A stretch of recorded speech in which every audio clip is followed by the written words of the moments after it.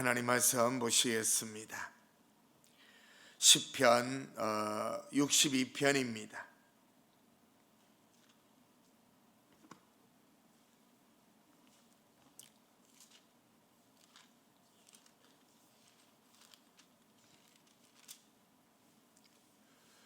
하나님 말씀 시편 62편 7절부터 12절에 영광이 하나님께 있으며 내 힘의 반석과 피난처도 하나님께 있도다.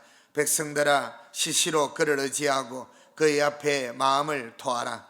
하나님은 우리의 피난처시로다. 슬프도다. 사람은 입김이며 인생도 속임수이니 저울에 달면 그들은 입김보다 가벼우리로다. 포악을 의지하지 말며 털취한 것으로 허망하여지지 말며 재물이 늘어도 거기에 마음을 두지 말지어다. 하나님이 한두 번 하신 말씀을 내가 들었나니 권능은 하나님께 속하였다 하셨도다. 주여 인자함은 주께 속하오니 주께서 각 사람이 행한 대로 갚으심이니이다. 아멘. 인생이 어떠한지를 깨닫는 복이란 제목 삼아 수요 말씀을 전하겠습니다. 하나님의 사랑을 받고 또한 하나님을 사랑하고 살아갔던 믿음의 사람들의 특징이 있습니다. 그 특징은 여러 가지가 있습니다만 그 중 하나는 인생이 어떠하다는 것을 깨달았다는 것입니다. 인생이 어떻구나 하는 것을 깨달았습니다. 그래서 이 인생의 가치를 우리가 알 때 비로소 하나님의 도우심을 받을 수 있고 또한 믿음으로 하나님을 붙들고 살아갈 수 있고 또한 복된 인생이 될 수가 있는데, 인생의 가치가 얼마일까 하는 겁니다.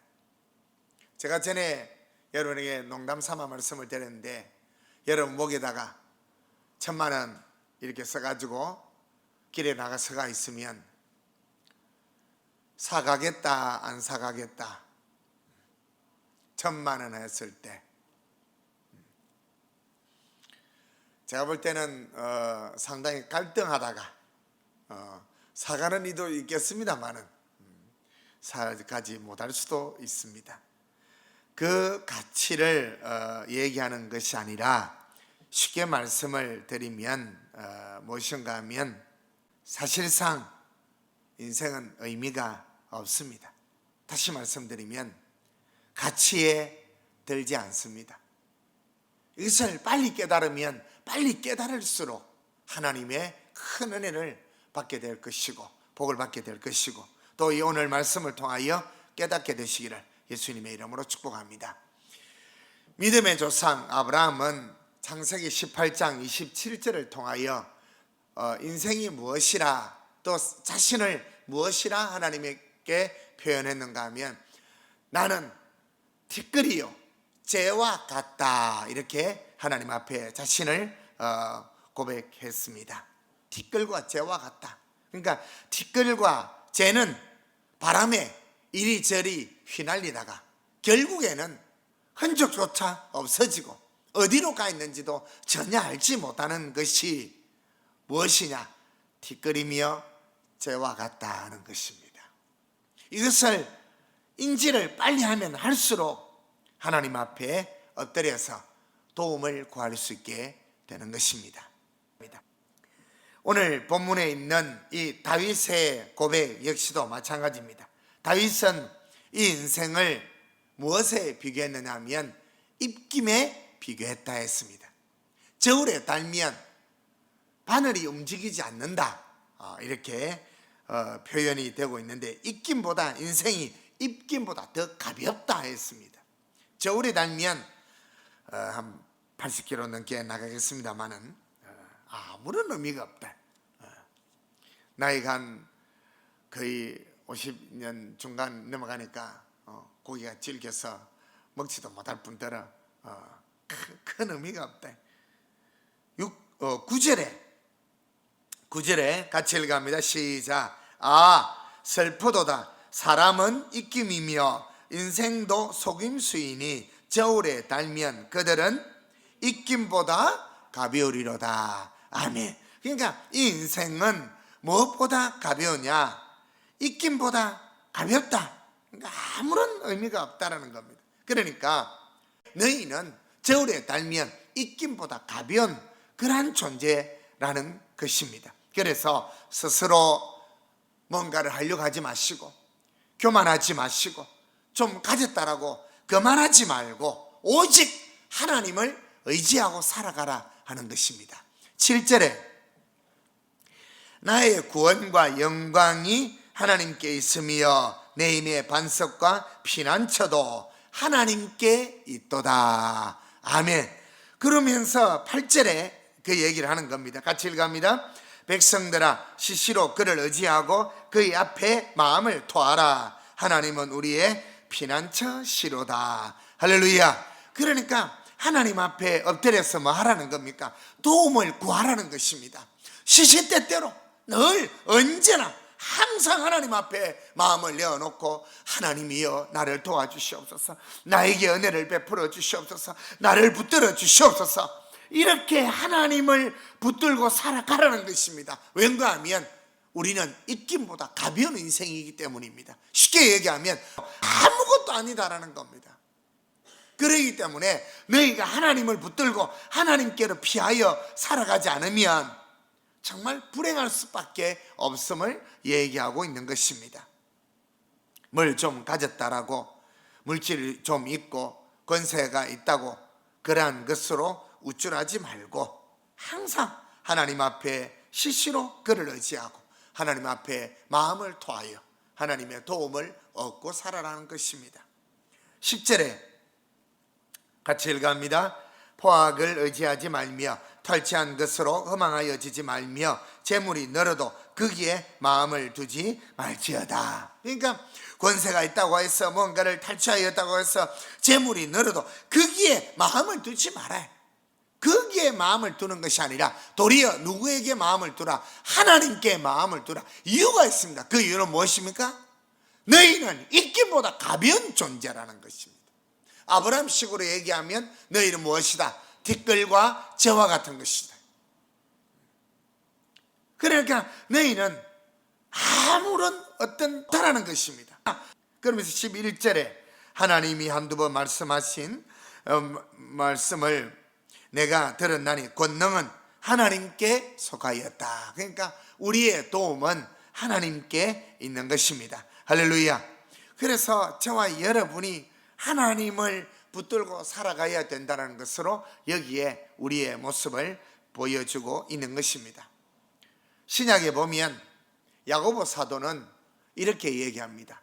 너희는 안개와 같다, 이렇게 얘기하는 겁니다. 인생은 안개와 같다. 성경을 찾습니다. 신약 성경 야고보서 제4장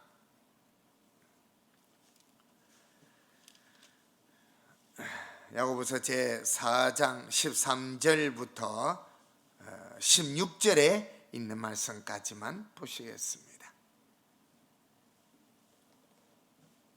함께 읽어갑니다. 들으라, 너희 중에 말하기를 오늘이나 내일이나 우리가 어떤 도시에 가서 거기서 1년을 머물며 장사하여 이익을 보리라 하는 자들아, 내일 일을 너희가 알지 못하는도다. 너희가 도리어 말하라. 너희는 잠깐 보이다가 없어지는 안개니라. 너희가 도리어 말하기를 주의 뜻이면 우리가 살기도 하고 이것이나 저것을 하리라 할 것이거늘 이제도 너희가 허탄한 자랑을 하니 그러한 자랑은 다 악한 것이니라. 아멘. 그러니까 내일 어떻게 하고 다음에 어떻게 하고 어떻게 하겠다는 이런 얘기를 하지 말라는 것입니다. 하루살이와 같은 것이 우리 인생이며 우리의 생명이라 성경이 얘기하고 있는 것입니다. 많은 사람들이 이렇게 얘기하는 사람들이 있습니다. 내가 다음에 건강해지면, 형편이 나아지면, 또 여유가 좀 생겨지면 내가 뭔가를 할 것이다라고, 크게 도움이 될 것이다라고 말하는 사람들이 있는데, 그것을 성경은 뭐라고 얘기하느냐? 악이다 하는 것입니다. 악한 것이다. 그런 얘기하지 말라는 것입니다. 16절에 이제도 너희가 허탄한 자랑을 하니 그러한 자랑은 무엇이다? 다 악한 것이다.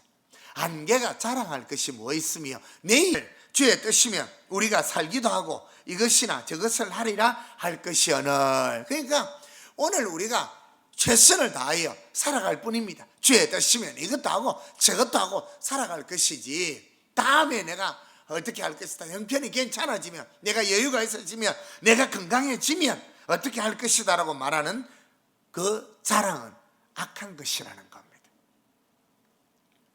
그래서 우리는 무엇과 같으냐? 너희 생명이 무엇이냐? 너희는 잠깐 보이다가 없어지는 안개니라 하는 것입니다. 인생이 뭔지를 아는 사람은 태도가 다른 것입니다.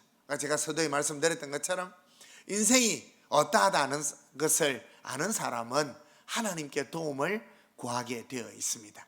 아브라함 역시도 하나님 앞에 엎드려 도움을 구하고, 또 다윗도 하나님께 도움을 엎드려서 도와달라고 기도하고 있는 것입니다. 복을 받았다 했을 때 이 땅의 어떠한 것을 누리고 이 땅의 어떠한 것을 가졌다 해서 복을 받았다라고도 할 수 있습니다. 가장 큰 복은 무엇인가 하면 인생이 어떠한지를 깨닫는 것입니다. 인생이 무엇이며 인생이 어떠하다 하는 것을 깨닫는 것입니다.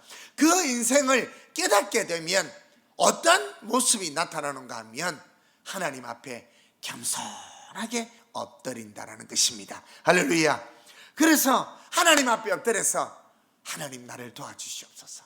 나는 죄와 같으며 티끌과 같으며 나는 안개와 같습니다. 하나님이 도와주시지 않으면 나는 아무것도 할 수 없고 아무것도 이룰 수도 없습니다. 하나님이 도와주시면 됩니다 라는 것에 기도가 나올 수밖에 없다라는 것입니다. 그러니까 억지로 겸손해야 될 이유도 없습니다. 하나님 앞에 와서 억지로 기도할 이유도 없습니다. 그냥 기도할 수밖에 없고 겸손할 수밖에 없습니다. 왜? 인생이 자신이 어떠한지를 깨닫기 때문입니다. 티끌이요 재와 같으며 또 무엇이랬습니까?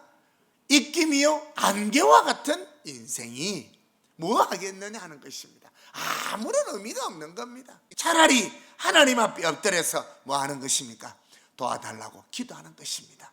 겸손하게 엎드려서 하나님 이 일을 도와주시고 저희도 함께 해주시고 저것도 하나님께서 보호하여 주시옵소서. 그러니까 하나님 없이 살 수 없는 존재라는 것을 스스로 인식하는 것이죠. 그래서 어떻게 기도하느냐? 시시로 기도하는 겁니다. 시시로 마음을 토하면서 하나님 앞에 도움을 구하게 되는 것입니다. 한 사람을 더 보겠습니다. 한 사람, 모세를 찾겠습니다.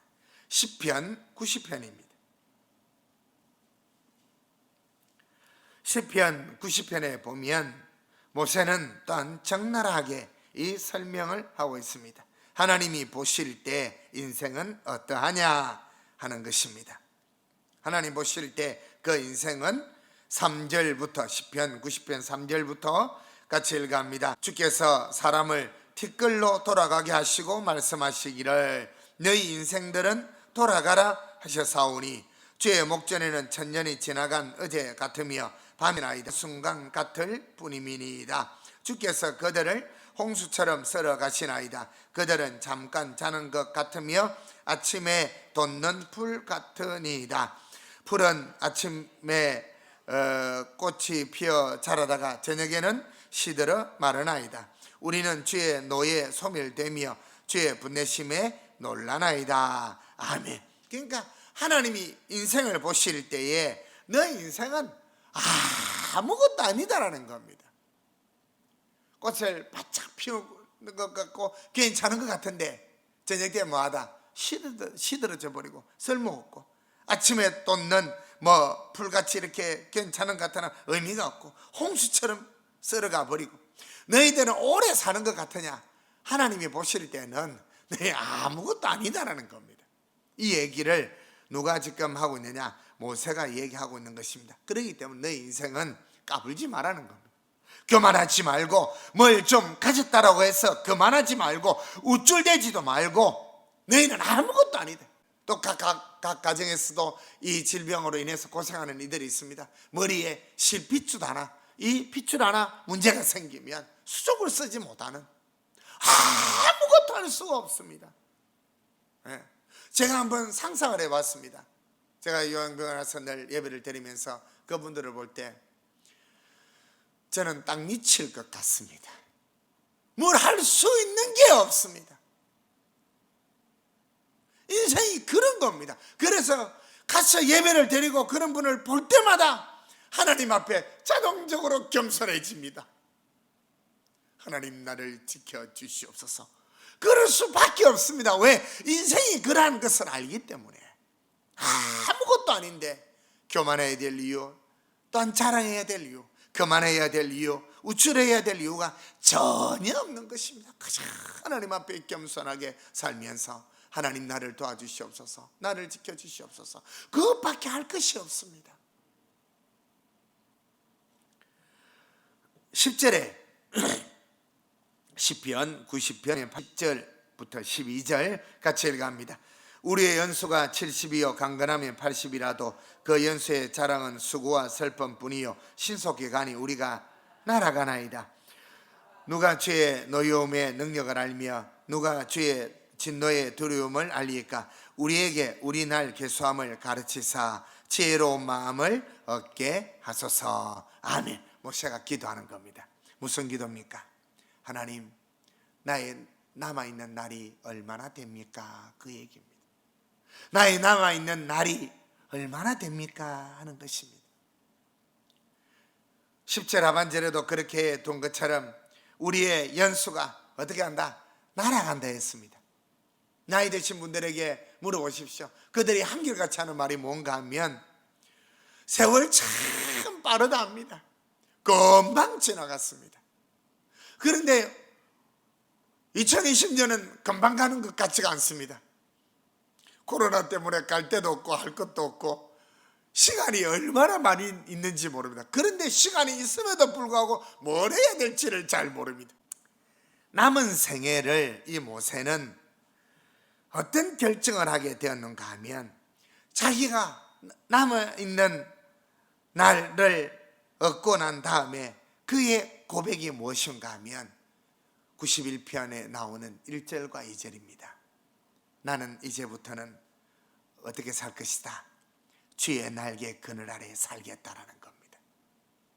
같이 읽어갑니다. 시작. 지존자의 은밀한 곳에 거주하며 전능자의 그늘 아래에 사는 자여, 나는 여호와를 향하여 말하기를 그는 나의 피난처요 아멘, 나의 요새요 아멘, 내가 의뢰하는 하나님이라 하리니. 할렐루야. 그러니까 모세가 결정한 겁니다. 늘 그래왔던 것처럼 내가 남아있는 세월 동안, 남아있는 날 동안 이제는 내가 하나님의 그늘 아래 살겠다는 것입니다. 어쨌든 그러면서 이것을 우리가 지혜롭게 잘 깨달을 수 있게 되기를 바라는데, 어쨌든 그러면서 또한 9절과 10절에 같이 읽어갑니다. 내가 말하기를 여호와는 나의 피난처시라 하고 지존자를 너의 거처로 삼았으므로 화가 내게 미치지 못하며 재앙이 내 장막에 가까이 오지 못하리니. 아멘. 이게 무엇입니까?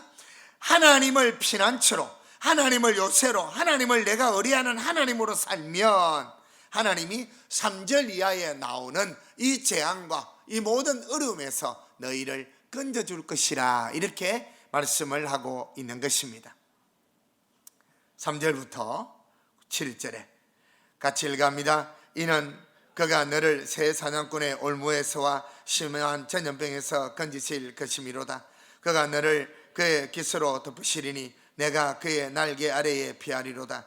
그의 진실함은 방패와 손방패가 되시나니 너는 밤에 찾아오는 공포와 낮에 날아드는 화살과 어두울 때 퍼지는 전염병과 밝을 때 닥쳐오는 재앙을 두려워하지 아니하리로다. 천명이 내 왼다. 할렐루야. 이 재앙이 가까이 하지 못하는 이유가 무엇입니까?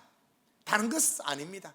하나님을 나의 피난처요, 나의 요새로 삼은 이유가 있다는 것입니다. 그래서 하나님을 나의 피난처로, 나의 요새로, 나의 하나님의 그 그늘 아래 살아간다는 믿음으로 산다면 하나님께서 저와 여러분을 지켜주시고 보호해 주신다라는 것입니다. 그래서 늘 하나님의 그늘 아래에 살라라는 것입니다. 자, 그래서 나는 누구의 그늘 아래, 어떤 그늘에 살고 있느냐 하는 것을 생각하셔야 됩니다. 부모의 그늘에 살고 있느냐, 아니면 사람의 그늘에 살고 있느냐, 아니면 하는 것, 능력 있는 사람의 그늘에, 돈 많은 돈의 그늘에 살고 있느냐 하는 것은 스스로가 압니다. 내가 누구의 그늘 아래 살아가고 있느냐 하는 것을 우리는 아시고, 사랑하는 성도 여러분, 이제 저와 여러분은 항상 돌이켜서 하나님의 그늘 아래, 하나님의 날개 그늘 아래 살아가게 되시기를 예수님의 이름으로 축복합니다. 아무것도 아닌 인생, 무가치 않은 인생, 입김보다 더 가볍고 티끌이나 안개와 같고 저 같은 인생을 임을 절대로 잊지 마시고, 이 내용을 깨달으셔서 또 깨달았다면 겸손하게 하나님 앞에 엎드려 도움을 구하시기를 예수님의 이름으로 축복합니다. 겸손하게 엎드려 하나님이여, 나는 이런 존재입니다. 하나님이 도와주시지 않으시면, 하나님이 내게 은혜를 베풀어 주시지 않으시면 아무것도 할 수 없는 인생입니다. 하나님, 내 인생에 하나님의 도우심이 있게 해달라고 기도하게 되는 것이 주의 날개 그늘 아래 사는 자의 모습이 되는 것입니다. 하나님이 들으시고 들으신 대로 그 기도에 응답해 주시기를 예수님의 이름으로 축복합니다. 아멘. 찬송하시겠습니다.